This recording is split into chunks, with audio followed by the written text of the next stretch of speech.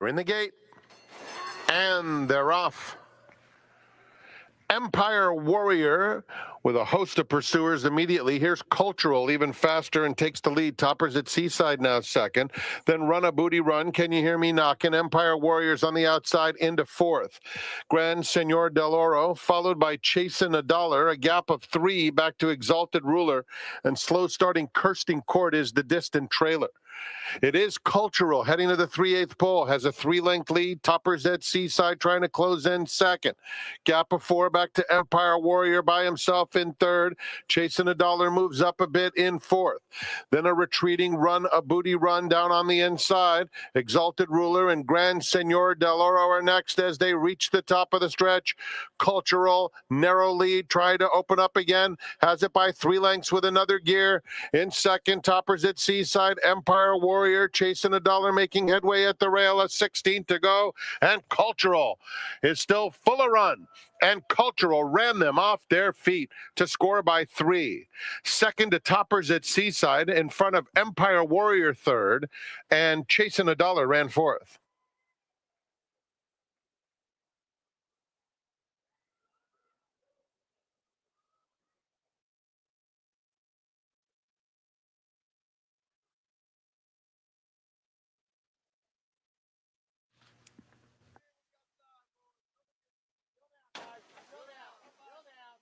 We're in the gate.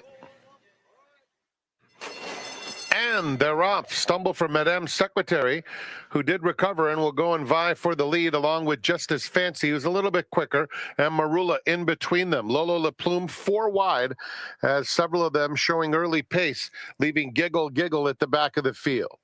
It will be Justice Fancy to set the tempo. Leads it by a length and a half as they move on to the backstretch with Madame Secretary in second. At the rail, it's Marula third, 2.5 off the leader, and Lolo La Plume 3 deep just outside of her. Another 2 back to Giggle Giggle.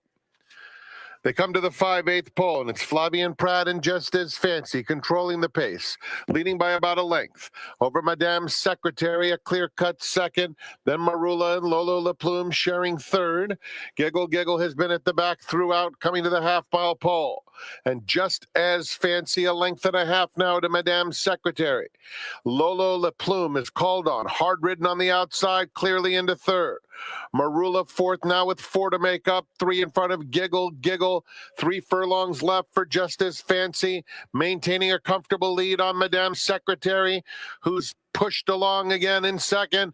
And just as Fancy leads by 2 with 1/4 mile to go.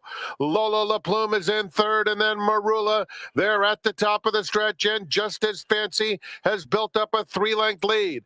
Madame Secretary holding second and trying to close the gap once again with Marula and Lolo La Plume. They pass the 16th pole, and just as Fancy will take them all the way. A double for both McCarthy and the Sire Volatile.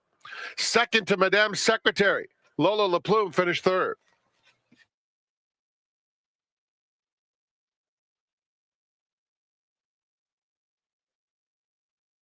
They'll be at the gate in 25 minutes. Patience.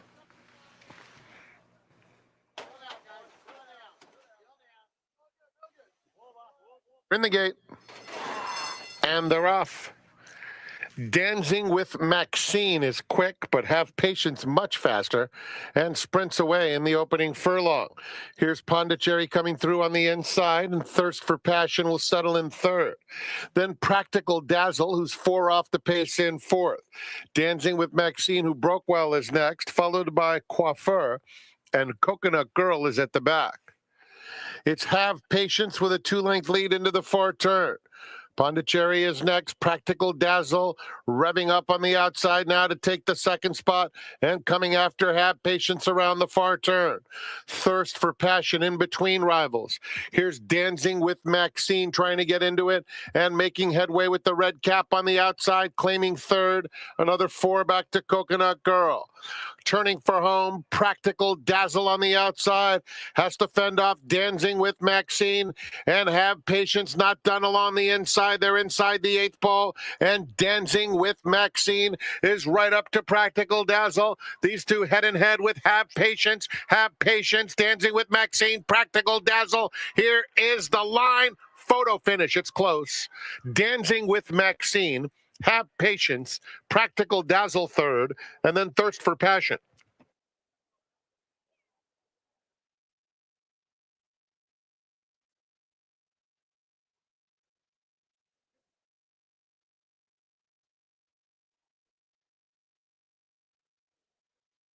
We're in the gate. And they're off. Imperial Hornet and Duplication headed by Halo Rando, and Halo Rando asserts himself and takes over. Horse Doctor and Warren's World are now 3rd and 4th, Duplication 5th, 5 lengths off the lead, 5 clear of It Ain't Over, and Man Overboard at the back. It is the heavy favorite Halo Rando into the far turn, leading by a length, chased by Imperial Hornet, who's in 2nd, followed at the rail by Horse Doctor 3rd. Then Warren's World and Duplication 4th and 5th, 6 lengths clear of It Ain't Over, who races on the inside of Man Overboard. A quarter of a mile to go, and Halo Rando shakes loose. Halo Rando, Imperial Hornet trying to hold 2nd. Horse Doctor comes through at the rail, followed by Warren's World and Duplication. Mid-stretch for Halo Rando, who's long gone. Halo Rando, just playing with the competition, cruises home to win by about 6 lengths. Horse Doctor completes the exact. Imperial Hornet was 3rd, and then it was Warren's World.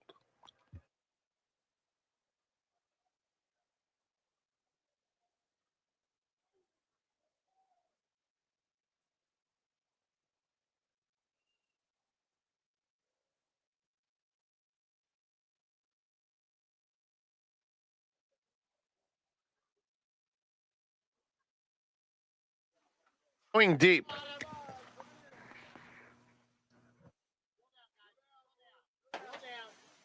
We're in the gate. And they're off. Even beginning. Chapina Pasadena is out alertly. Here comes Nell's Legacy through from the inside to challenge for the lead. Going deep is a little bit quicker, and so going deep will be the pace setter. Chapina Pasadena now 2nd, Harris Hope 3rd, as Nell's Legacy is back to 4th, 4 lengths off the leaders. Then We the Free in the yellow colors, racing outside Thirsty Mama, Petite Treat 2nd to last, and Press Your Luck is 8 lengths off front running Going Deep, who takes him into the far turn with a 3-length lead on Chapina Pasadena in 2nd. Then it's Hera's Hope. We the Free on the outside moves up to take 3rd. Another 2 back to Thirsty Mama. Petite Treat, the favorite Nell's Legacy, dropping right out of it at the back of the field with Press Your Luck. They pass the quarter pole and turn for home. Going Deep is the one to catch. Has been there throughout, in front by 2 lengths. Far outside, Petite Treat is trying to mount a bid. In the meantime, Hera's Hope is in 2nd. Down at the rail, Nell's Legacy is coming alive late. Very strange running line for her as she takes 2nd. Going Deep, 3-length lead. Nell's Legacy trying to get into 2nd. It will be Going Deep to win it by 2. Photo for 2nd, Nell's Legacy and Press Your Luck. Then it was Hera's Hope in 4th.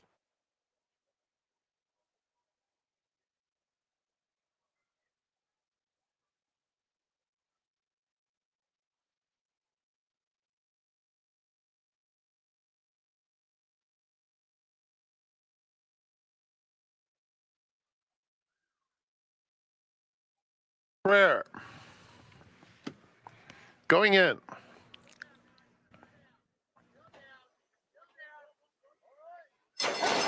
And they're off. Mother's Prayer and Kobe W. Kobe W to the front. It's Thievery comes away in good order. Tesoro. Happy Does is just behind this group, moving through down at the rail. They're followed by Nolde racing on the inside of Big Flame, who's 8 lengths off the lead. It's Thievery, who broke well, is now toward the back of the field, just in front of Brother O'Brien. Rich Gold 2nd to last, leaving Mount Peliar as the trailer. Kobe W takes them onto the backstretch, chased by Mother's Prayer, who tracks from a good spot. Prance-a-Lot second. Two more Tesoro in the clear third. Happy Does in fourth, followed by It's Thievery. Nolde in the red is 6 lengths off the lead.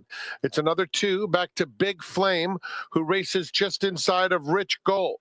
At the back of the field, Mount Peliar and Brother O'Brien. They have a half-mile left to go. Kobe W. the target, Mother's Prayer in hot pursuit second. Two more Happy Does, Tesoro. Outside of them, It's Thievery. Nolde, traveling comfortably enough at this stage, is 5 lengths off the lead, looking for a spot. Another two back to Rich Gold, outside Big Flame. As the field reaches the quarter pole, it's Mother's Prayer, who now takes over from Kobe W. 4 lengths back, Happy Does. Nolde is next.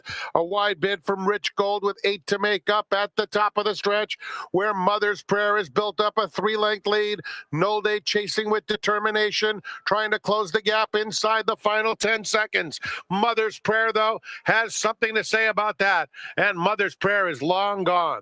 Mother's Prayer will end up romping home by 7 lengths. Nolde clearly second best. Tight photo for third. It's close between Happy Does and Rich Gold.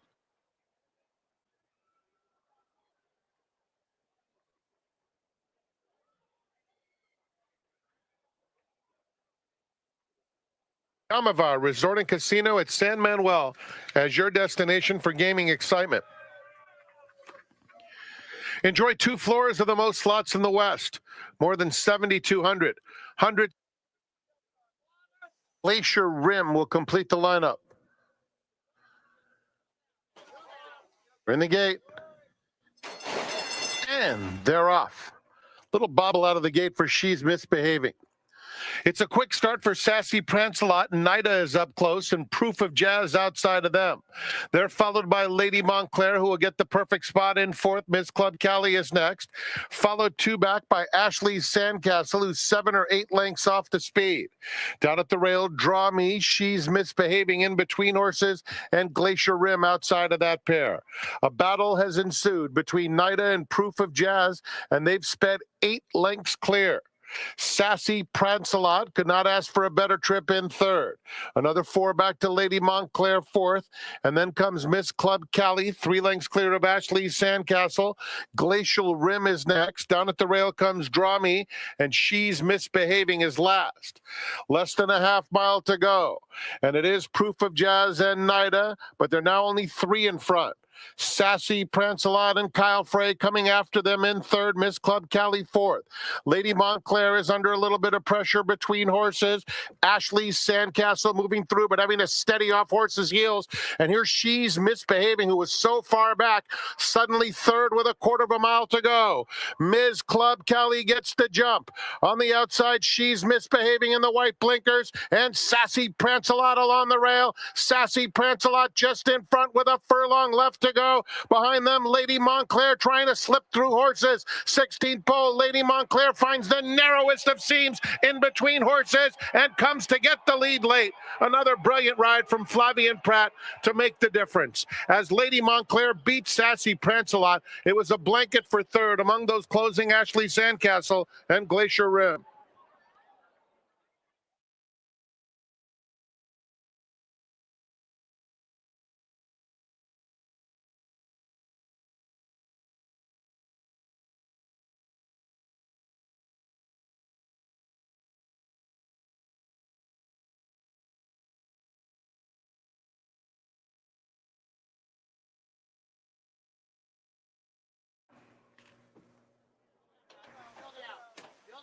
We're in the gate.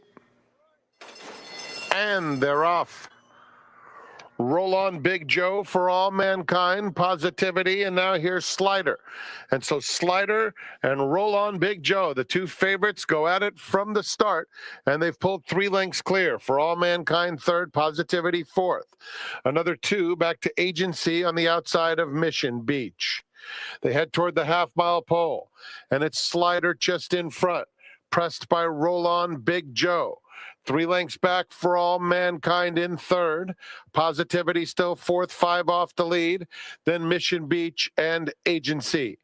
3/8 of a mile to go, and Roll On Big Joe goes on. And Roll On Big Joe puts almost a length on Slider. Slider trying to come back second. 2 more lengths for All Mankind. Positivity is into fourth, followed by Mission Beach and Agency. Roll On Big Joe has the upper hand at the top of the stretch.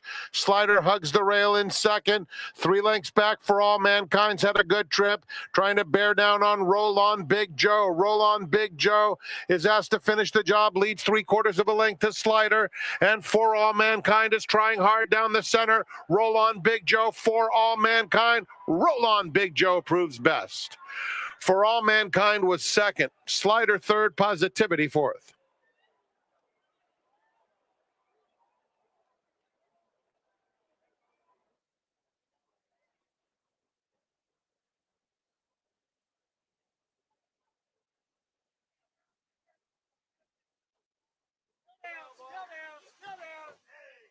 All set. And they're off. Last vintage, Mutt Dillon out quickly, Burning Rubber and Max and Lou along the inside. Here's Hep Hep, cut down nets, quicker than all, and Hep Hep cut down nets up to take the lead. Mutt Dillon is in between horses and Burning Rubber. Those three really going at it, setting a quick tempo as Max and Lou gets a nice spot in fourth, 4 lengths off the lead. They're followed by Unrivaled Hero, who races in mid-pack, 7 or 8 lengths off the pace, shaded now by Last Vintage, 2 lengths clear of Missile Cruiser. Earn Not Given is second to last, and Looking for Curly is at the back of the field. They're covered by close to 15 lengths to the half-mile pole. Hep Hep, Cut Down Nets, and Mutt Dillon stride for stride. Burning Rubber sits off them comfortably in third, followed by Missile Cruiser, Max and Lou between horses. Last Vintage is caught wide, but only 2 lengths off the lead. Unrivaled Hero in the red is just behind this group. Then Earn Not Given and Looking for Curly at the back. Hep Hep, Cut Down Nets, a neck. Mutt Dillon is in second as they come toward the quarter pole. Just in behind them, Burning Rubber, Missile Cruiser along the inside as the field turns for home. Hep Hep, Cut Down Nets, shaken up. Here comes Earn Not Given on the outside with big strides. Burning Rubber is in between horses, looking for room. Unrivaled Hero, but it is Earned Not Given, who storms to the front at the 16th pole under Victor Espinoza, and he's home free. Earn Not Given wins it a length and a half. Unrivaled Hero was a good second. Third went to Missile Cruiser in front of Burning Rubber, and then Hep Hep, Cut Down Nuts completes the super high five.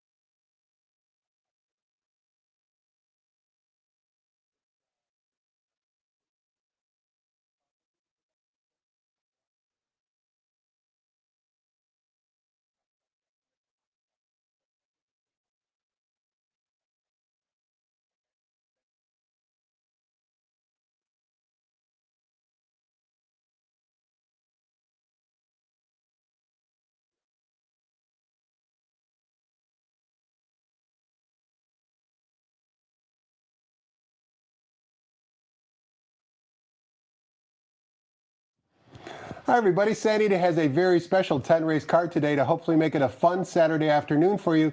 But more than fun, we want to be profitable, and we've got a seminar guest today who hopefully is going to accomplish that. He's the jockey agent for Umberto Rispoli. He has 7 mounts on today's 10-race card. His name, Matt Nakatani. Matt, happy Saturday. Welcome to the seminar. Tom, thank you for having me. You're all dressed up now. Were you on the backside this morning? Did you do a Superman impression and kind of change your clothes as you were walking over here? Quick change, yeah. Yeah. Obviously spent the morning working some horses, and then head home, get ready, and we're back for the races. It's been a busy day already for you. Now, you mentioned that Umberto worked horses. Can you tell us who he might have worked this morning?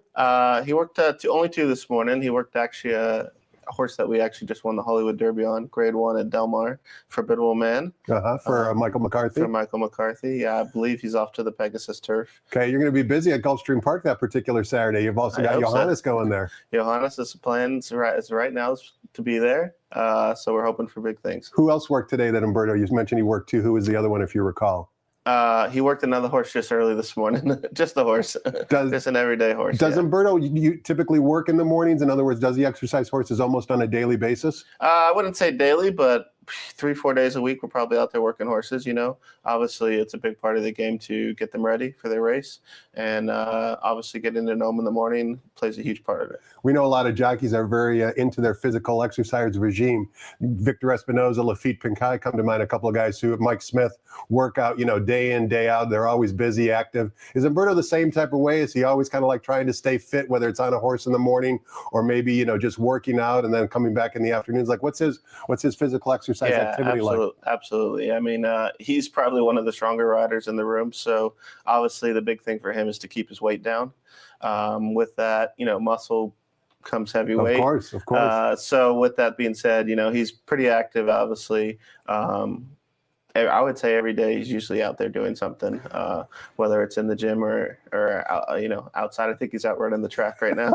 I've seen him do that many times. He's probably listening to us on the big screen as we're talking. Matt, you sent out a real interesting tweet near the end of the year that I want to show right now. It was on January 1st, just a few days ago. And what you did was recap the year of 2024 that you and Umberto had. Let's show that on the screen right now. It's going to be easy for those viewers at home to look at it. But you talked about how it was a great year for Team Rispoli. Obviously, you guys had $10 million in earnings for the year. That was a career best. 15 graded stakes wins, also a career best. 120 winners, which is pretty a remarkable number considering how few days we race. 19% winners, 52% in the money. You won stakes at 8 different racetracks. 2 grade 1s in a day, 4 in the money finishes at the 2024. And then I like the way you closed out the tweet. You said 2025, I promise you will be even better. You guys are not content with what you achieved in 2024. You've got bigger fish to fry in 2025. What maybe are some of those goals? Do you want to be leading rider? Do you want to have a Derby contender? Do you want to win Breeders' Cup races instead of being in the money? What are some of the goals? All of the above. Obviously, looking back on last year, I take it month by month and always try to be better than what we did the previous year. But last year, I would say it's remarkable in the things that we obviously did.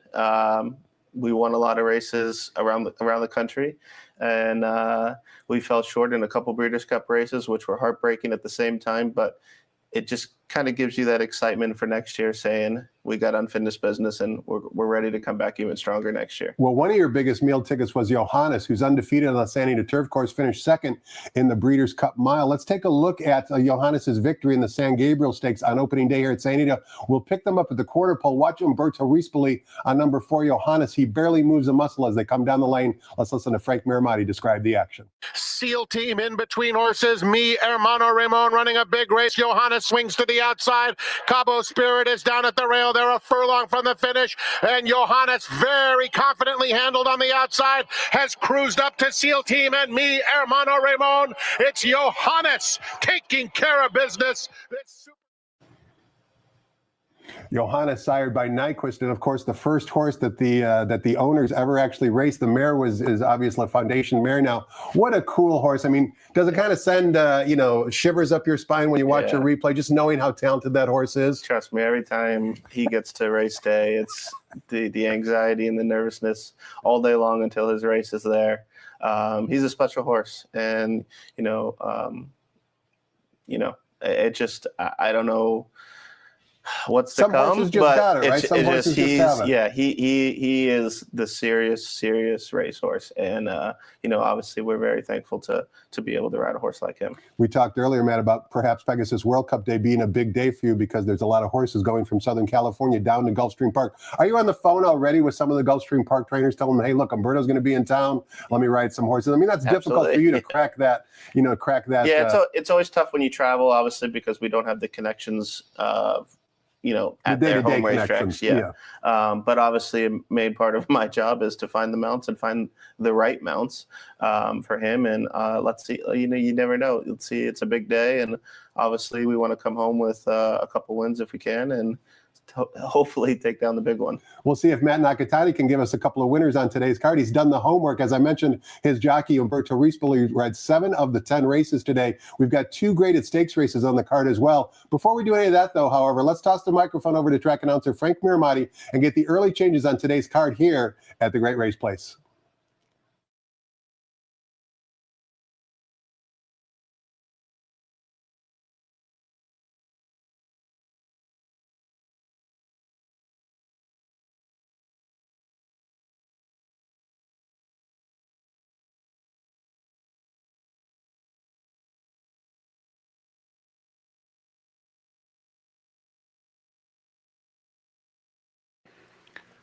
Good morning, ladies and gentlemen, and welcome to Santa Anita Park, the Great Race Place, where the track is fast and the turf course is firm. The rail on the turf at 0 feet for today's racing action. Here are the early changes. First race kicks off the early pick 5 with no changes. In the second, we offer early pick 4 wagering, blinkers on, number 5. Blinker note in race 3. The fourth will offer a middle pick 4 today on races 4, 5, 6, and 7.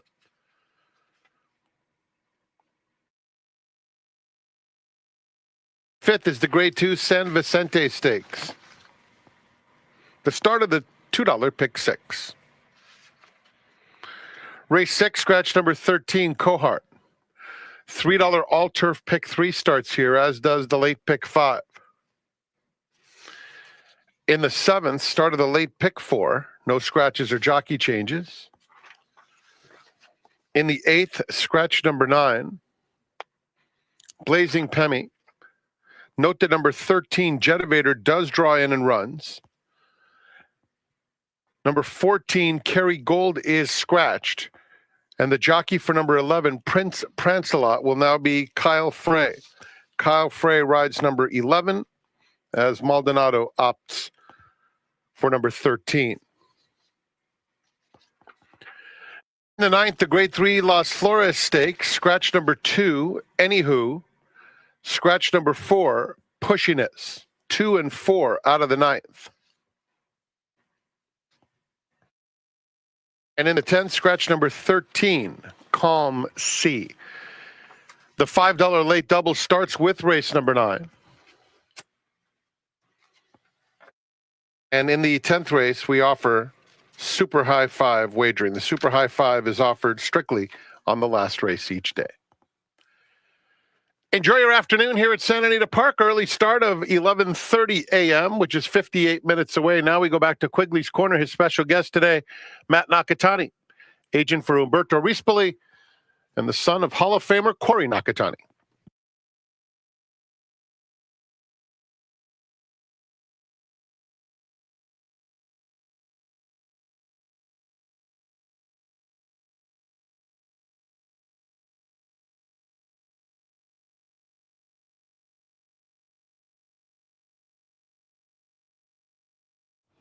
Welcome back. We're talking horses with Matt Nakatani. He's the jockey agent for Umberto Rispoli. It's our pleasure to have him on such a busy day. We just heard Frank throwing it back to us, talk about your dad, Hall of Fame rider Corey Nakatani. Begs the question, how are mom and dad doing? Your dad's in broadcasting now, isn't he? Yeah, he's doing a little work with FanDuel. He's everywhere. I think he's in Florida right now, but yeah, he's popping around. Is he in Florida for the show jumpers or because he's working for FanDuel? For the show jumpers. I got you. That's his daughter's passion, of course. Of course, yeah. What's her age these days? She's actually getting ready to turn 16 Wow. in 2 weeks, I think. Makes you feel old, right? Yeah, it definitely does. Well, that's your dad. What about your mom, Michelle? How's she doing? She's doing great. Actually, she's going to be coming out here tomorrow, spend some time with the family, and she's doing really well, and looking forward to the new year. Last time I think you were on, she was either a steward or working on a farm. What's she doing these days professionally? She was a steward at Indiana. She's actually stopped that, but she's going to transition to, working with the horses on the backside and a kind of an equine instrument that she has. That's truly her labor of love, right? What about your grandma, Cincy? She doing okay? Grandma's doing great. She's coming out in a few weeks too. So as I said, we're getting everybody together here. Hard to turn down sunny Southern California. Yeah, in they're January. in Kentucky right now, so I know it's a little cold. Yeah. Well, hopefully you're not cold today with your selections, Matt. So let's take a look through today's card, beginning in race number 1, where we're traveling 1 1/8 on the turf course. This race is for $25,000 claimers, non-winners of 2 races lifetime. The turf rails today are at 0 feet. And of course, race 1 begins the popular 50-cent early pick 5. We've got a field of 8, and the morning line favorite in the current betting choice at 2-1 is number 4, Baldoro from the Leonard Powell barn. If my memory serves me correctly, I believe Umberto never rode this horse in the past. Way back when, May of 2022. You ride a lot of horses for Leonard Powell. You don't ride here. Juan Hernandez got them out. Give us your thoughts on race 1 and who you like and why, Matt. Yeah, I was actually supposed to ride a horse in this race for Phil D'Amato, but end up on morning of entry. She couldn't make the race. So it came down to me for this race, obviously. Hot Legs Romolo, the number 5. I know he's been off a little while, but he's ran at this level. Just got beat a neck. He's shown good form, and I definitely like the spotting today. And then I also went with the 3 and Ready to Rumble on a class drop. I think he's facing a little bit of easier horses than what he's been running against. Finally broke his maiden last time out, but he's realistically spotted for 25 today. Matt says, beat the chalk in race number 1. 5-3 are his top 2 selections. Question for you about your top pick. Hot Legs Romolo, of course, owned by your good friend, Dr. Redham. Also previously trained by Ben Cecil. I know that Ben's passing had a major impact on you. You had a long-term friendship with him. We had a celebration of a life ceremony for him on opening weekend.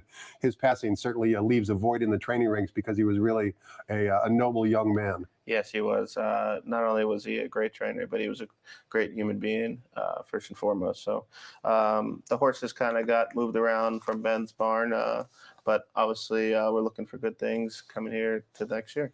Race number 2, it's for the babies. Maiden special weight 3-year-olds going 1 mile on the main track. Also race 2 begins the 50-cent early pick 4. We've got a field of 6. The morning line favorite, number 1, Rodriguez, has 1 sprint prep at Del Mar in late November, now adds Lasix and goes 2 turns. Before we get your thoughts on the race, man, I wanted to show a workout for Rodriguez. This workout was, I believe, and I can't find my notes right now, but it was in 12/29. Thank you, Brian Martinez. December 29th. And the reason why I wanted to show this work was for a couple of reasons, Matt. The first one is take a look at who he's working out with. He's working out with Barnes, who's going to run in the stakes race later today, and he more than holds his own with this horse, not only going down the backside, but also throughout the entire course of the workout. When you look at workouts, whether it's to evaluate a horse's chance of whether you want to ride him or not, what are some things you're looking for in a workout, generally speaking, not necessarily related to this workout, but what are you looking for, Matt? Absolutely. I mean, I think thank you guys at XPTV. These are great to watch. It's an incredible tool, isn't it? Definitely. I actually watched this workout last week, and I saw it right away, and I said, wow, this horse really holds his own with, the horse they think is one of the best in the barn. So I was very, I like this work a lot. The horse is cruising on the inside, and you like to see that. You like to see when they're in hand and doing it easy. That there's a lot of ability underneath of them. I mean, Barnes, they paid $3.2 million for. Rodriguez, they paid a paltry $485,000 for. But you can see even here on the gallop out that Rodriguez is more than holding his own with Barnes. Doesn't necessarily mean he's going to get 2 turns, but it certainly means that right now he's razor sharp. Looks like the 4-5 favorite is going to be tough to beat based off that workout. You agree in your assessment with the picks, Matt, or are you looking elsewhere? I agree. I mean, being by Authentic, you would think he'd want 2 turns. Obviously, this is his going from 6.5 to a mile today. He'll probably show speed from the rail, and it'll be up to someone else to kind of run him down. I gave a little outside look to Rank because of obviously the class he's been running against.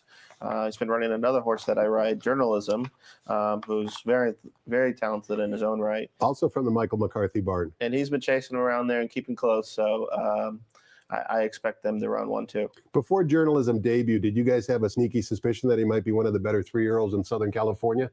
We did. Just from, if you look at this horse in the mornings and see the statute that he has and the frame, and he definitely looks like he wants to run all day.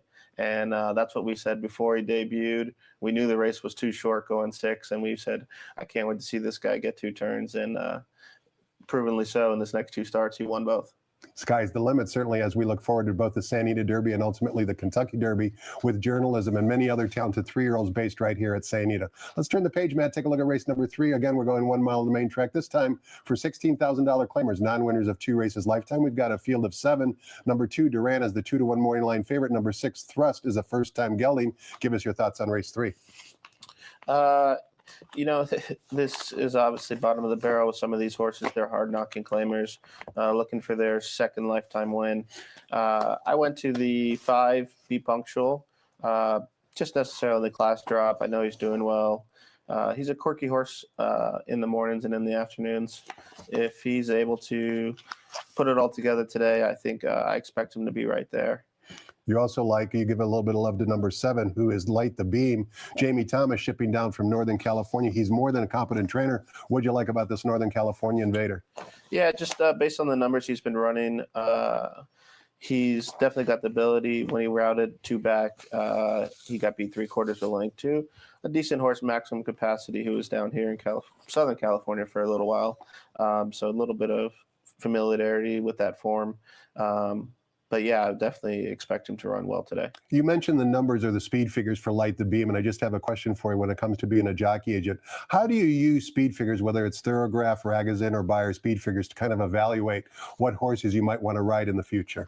Yeah, pretty much all of them are good tools to use, obviously. I still usually stick to the Ragozin sheets. For me, they've been... You're most familiar with them. The best form for me, the best in choosing between 2 horses in a race. Usually I'll key into what I think, obviously, who thinks is running the best number. And that's kind of how we choose who to ride.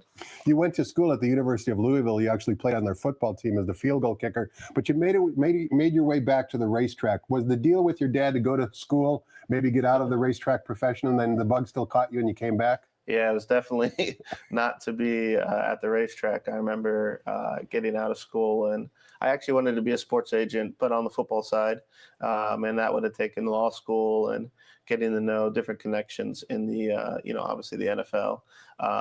But somehow I made my way back to the racetrack, and I told my dad I'd only do it for a little while, working for him.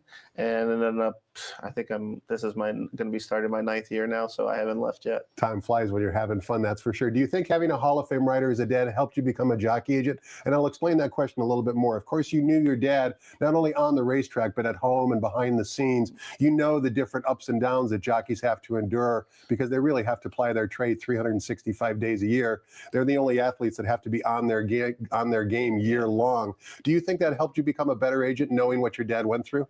Absolutely. I mean, obviously grateful to my dad. I was able to start out with a Hall of Fame rider. And, I was able to work with the top trainers and the best horses right away. And the top agents. Yeah, the top agents. I'm sure you learned something from them. Helped.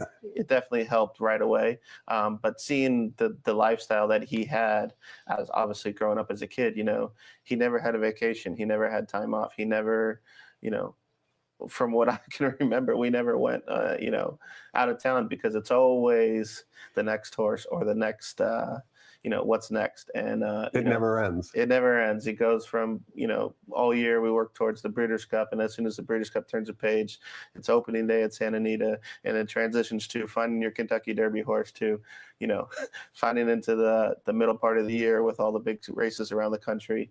Then to you're at Del Mar. So there's so many.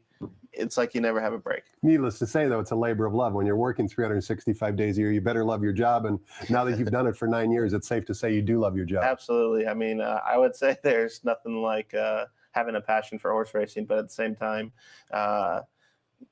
when you love what you do, you're never working a day of your life. And I definitely love what I do. So it's hard as far as the roller coaster ride of ups and downs and winning and losing, but you never take for granted doing something you love every day. On a 10-race card, Sandy offers a 50-cent middle pick 4, which will begin in race number 4. This time we're going 1 mile, but on the turf course. Fillies and Mares, it's a starter allowance race. Here's where Umberto starts out his day. We've got a field of 9. The Maury line favorite, number 1, Annie's Joy from the Mark Latt barn is 5-2, according to Jeff Siegel. However, you ride number 7, Catarini from the Peter Miller barn. Give us your thoughts on race 4, and what do you think of Catarini? Yeah, she obviously just ran third at the level, so definitely love that. I won the last time this race ran with Rashimi for Jonathan Thomas. So obviously when you win the race, the horse clears the condition, so you're looking for a new mount. Was lucky enough to land here. I think this race on the card is definitely the most wide open race of the day. Any of these horses can honestly win in. And from Catarini, I thought Jonathan Thomas's filly, she's obviously dropping out of grade 1, but back at the level, she's been running very competitively against horses around horses in this race. It's interesting you mentioned Jonathan Thomas's filly, the 6 here. He actually trained her before. He lost her via claim. When he claimed her back, he immediately put her in the grade 1 matriarch. Of course, she didn't do much that day at 75-1, but she gets class relief today, and certainly it looks like Jonathan Thomas likes her because he's protecting her in the starter allowance race. Interesting race, as Matt mentioned. Race number 4, one of many competitive races on today's card. Race number 5 is the first of 2 stakes races on today's card. It also begins the $2 pick 6. 7 furlongs in the main track. It's the San Vicente Stakes for 3-year-olds. We've got a field of 5. We already saw the workout for Barnes working in company with Rodriguez from the Bob Baffert barn. He's 8-5 on the Maury line, but you ride the favorite here, Matt, number 5, Bullard at 4-5 on the Maury line. Before we get your thoughts on the race, again, courtesy of our friends at XBTV, we want to watch a workout, a team drill here on December 19th. That is Bullard on the outside. And one thing I want you to watch, I know you've seen this workout, Matt, but for the viewers watching at home or on their computers, take a look at the exercise rider. He's actually wrestling with Bullard here. Bullard is full of run, full of himself, wants to get on with it. And the exercise rider is saying, slow down, big boy. This is just an exercise drill. You see, he takes him outside. He's got a stranglehold on him. And yet they're still working relatively fast. So you can see both horses work in 49 and change, just 1 second less than we saw Rodriguez work earlier. But obviously Bullard is doing it well within himself. This was a really nice work, man, and I'm sure the connections had to be happy with it. Yeah, he's a very talented horse, and obviously we were looking for a 2-turn prep race this time of the year. Didn't have it on the schedule here until the Bob Lewis, so we decided as a team just to go ahead and run him 7/8 one more time, and truly sky's the limit with this guy too. He easily handled Madaket Road in his last race in the Bob Hope. Madaket Road came back to break his maiden on opening day here at San Ida in race number 2. The question I have for you, and it's just a simple, oversimplified question, is Bullard's 2 victories both came down at Del Mar. Now he trains over the San Ida track, and that work we just saw certainly seems to be impressive, but he's never run in the afternoon over the San Ida main track. Is that anything that you guys are worried about at all? No, that doesn't necessarily bother us. He trains here year-round. It just pretty much the only thing that you got to see sometimes worried is with the small fields, going 7/8, probably not his ideal distance. I would say 2 turns would probably be his best. But just you never know how the pace is going to play out. So I didn't see the seminar graphic yet, so I don't know who you elect. I'm sure Bullards are on top, but who do you think is going to complete the exacta? Well, I know Barnes obviously is definitely high regarded from the Baffert barn. He'll probably be out there on the lead, my guess, and it's going to be our job to run him down. And it's interesting. The San Vicente Stake has a pretty rich history as it relates to both the Kentucky Derby and the Preakness Stakes. The last 2 winners, 2 horses you've definitely heard of, Nyquist in 2016 and Silver Charm in 1997. They both won the San Vicente Stakes, and then, as I mentioned, went on to win not only the Kentucky Derby, but also the Preakness Stakes as well. Race number 6 begins 2 wagers, the 50-cent late pick 5, as well as the $3 all-turf pick 3, with a reduced 15% take on. We kick things off in race number 6, spreading 6 furlongs on the turf course for maiden special weight Calbred 3-year-old fillies. Take a look at this field, a field of 12. However, Jeff Siegel thinks your mount, number 9, Me So Fancy, is a slam dunk here at 6-5 on the Maury line. Adds Lasix, second career start. Give us your thoughts on race 6, Matt.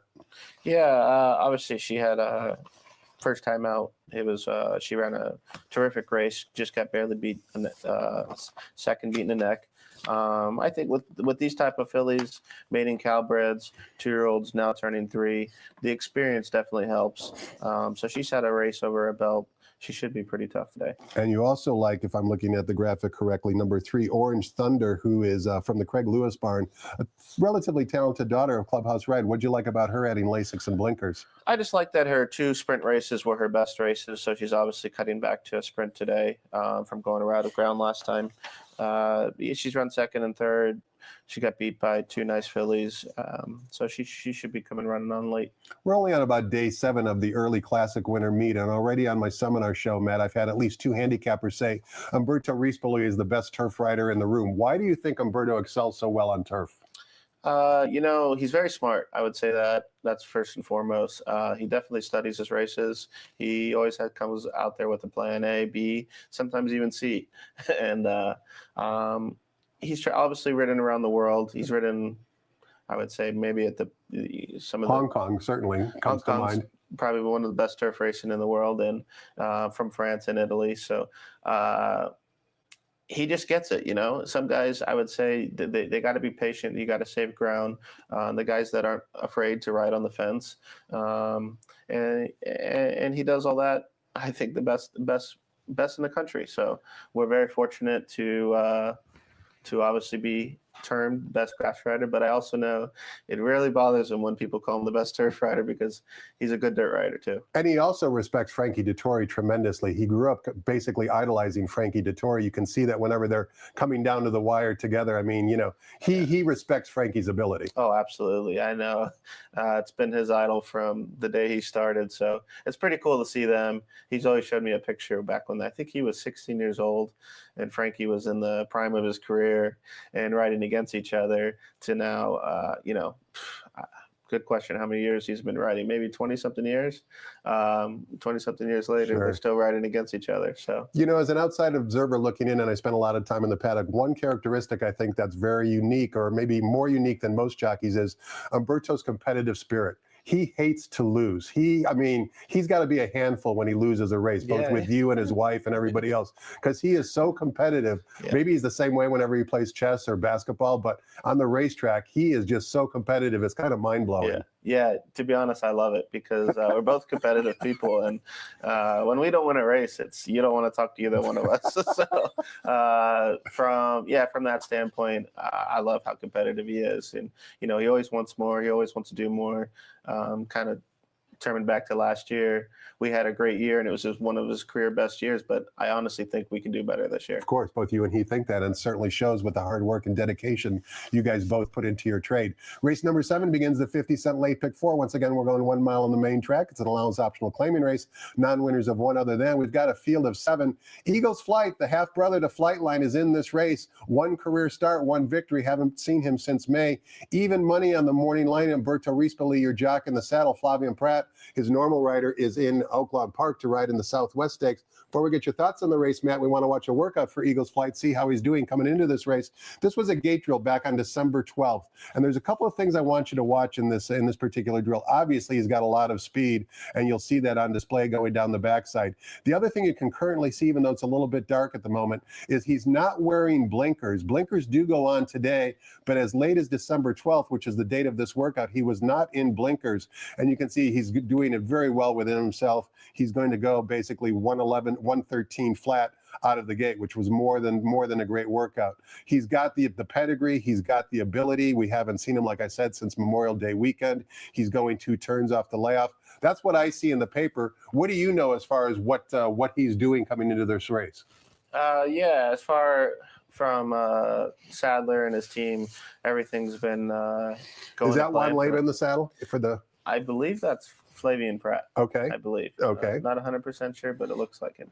But yeah, as far as from Sadler's team and what we've been told, everything's been great. Everything's been going to key, and they're really looking forward to getting back to the races. And I know they're looking forward to see him go around the ground too. Now his competition is formidable because Miramati, who's named in honor of our track announcer Frank Miramati, certainly likes this track. 1 win and 1 second from 2 career starts. The other Baffert runner drawn right outside of Eagles Flight, New King, also has a lot of ability. This is not a layup, and yet Jeff Siegel, our morning line odds maker, thinks that Eagles Flight is going to go off at even money. Probably is going to be the case, but this is not a layup.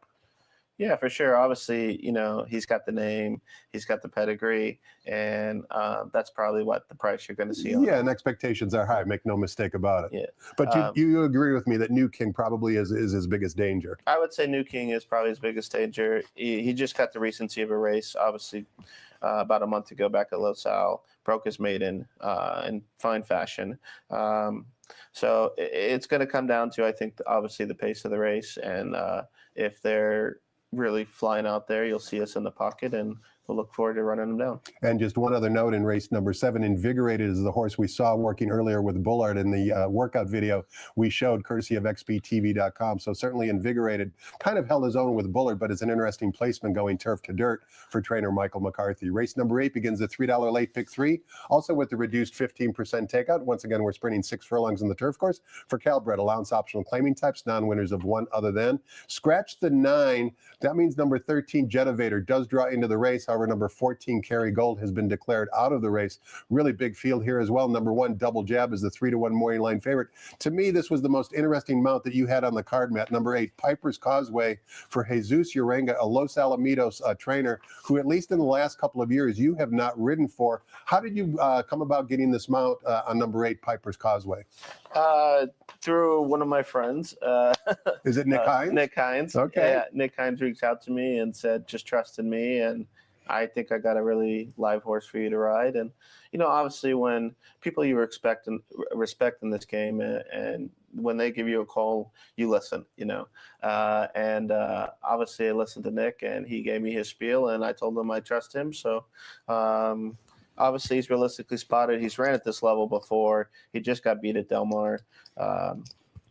Just a neck in the same race, same condition. So I definitely think he's got the back form there to win a race like today. You make a very good point in describing your conversation with Nick Hines or any other people you have to deal with. It really comes down to human relationships and whether you trust them or not. In other words, you might buy their story once or twice, and if it doesn't pan out, you might want to, not answer their calls anymore going forward. Yeah. But, if you hear from a reputable person that they believe their horse is live and you don't have a mount in the race, you might as well take a chance. And like you said, there's 2 good turf efforts right here in the past performances. Yeah.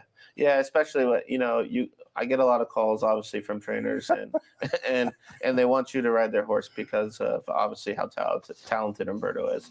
And it's, obviously my job to decipher, which one's the right one for him. But you definitely want to always listen. And that's the key, is listening to the trainers. And then I do my little bit of homework and then kind of land in the spot that we do. So it definitely takes a team effort.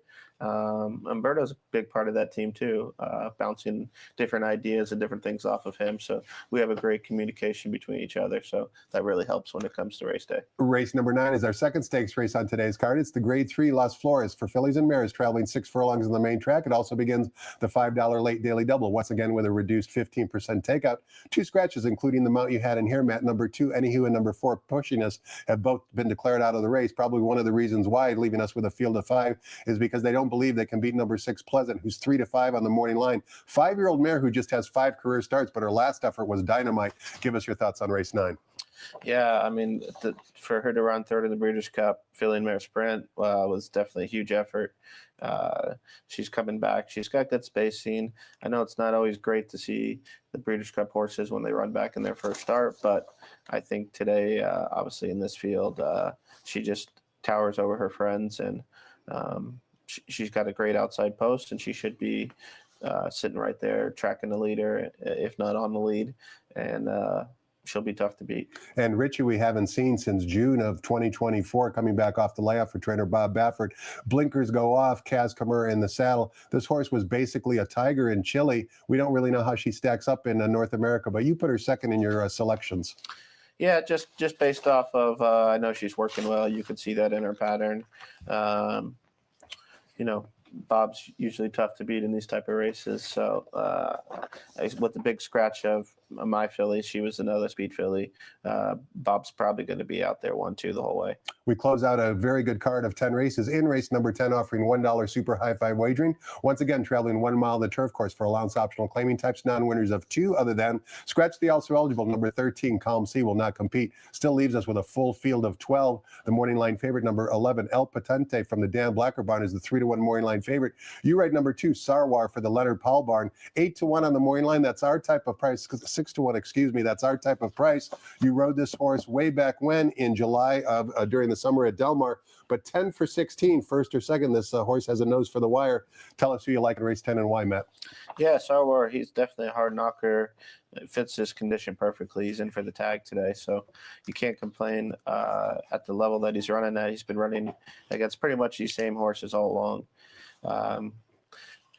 I would say, he should be right in the tracking spot. I think if we can get first run on the closers, that's probably our best trip to seek out for our chance to win.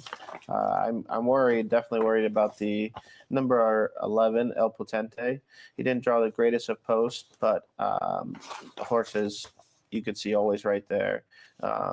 Definitely speed to the outside, so he should come away running from there, and let's see who has enough to finish to the wire.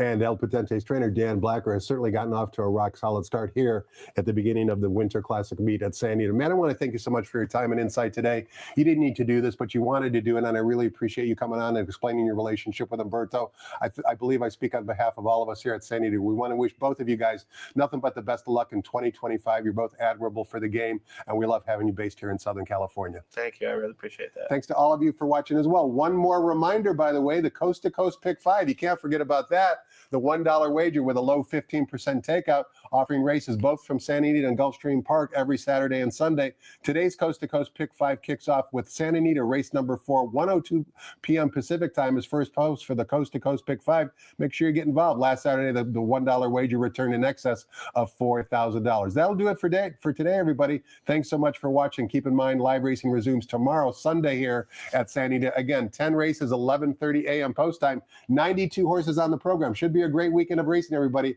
Have a great day, a great afternoon, and good luck.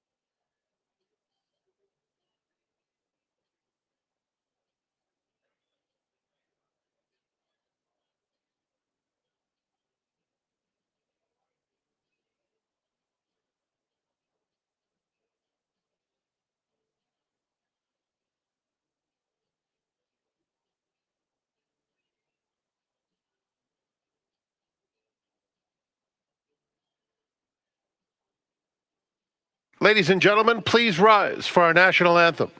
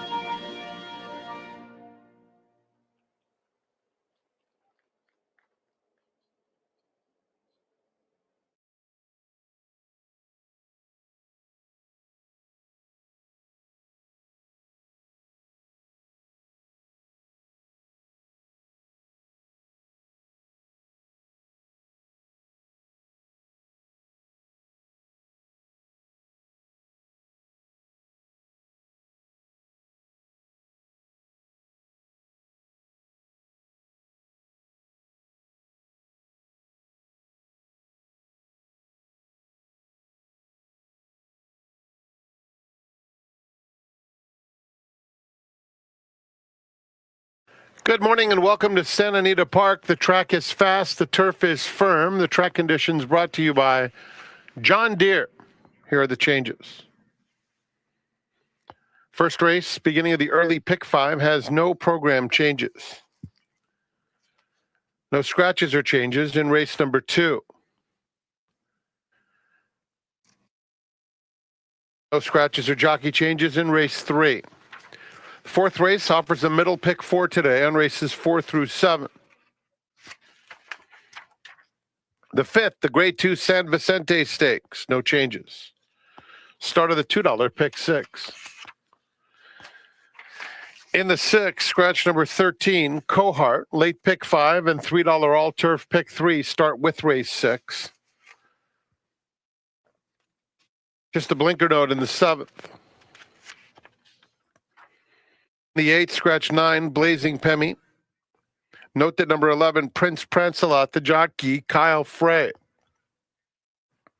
Scratch number 14, Kerry Gold. 13 draws in. The $3 late pick 3 starts with the 8th. The grade 3 Las Flores is race 9. Scratch 2, Anywho. Scratch 4, Pushiness.